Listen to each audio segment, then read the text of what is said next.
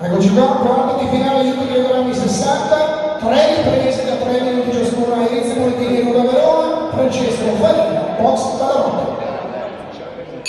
Prima ripresa.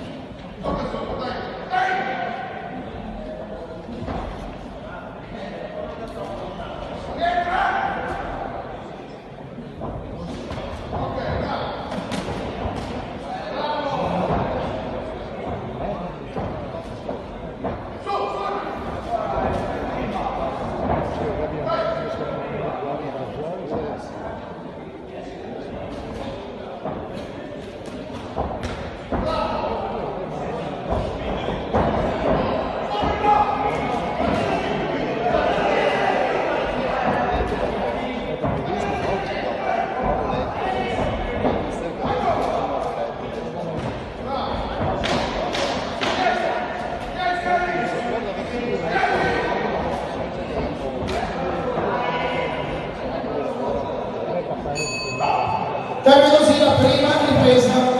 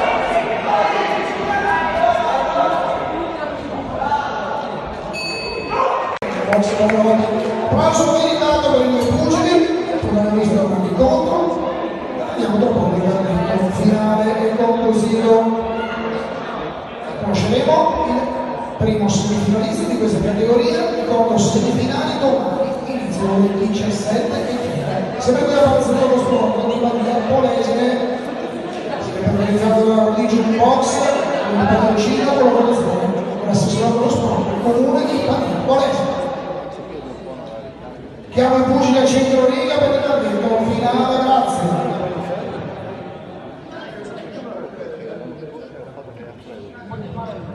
Bene, pronti per il verdetto, vince Alagro Rosso e inizia Pulettini con una Verona, Claudia Francesco Famiglia, Badalotti, quindi il primo semifinalista, l'Uber 60 kg della Venezia, Pulettini della Roma, Verona.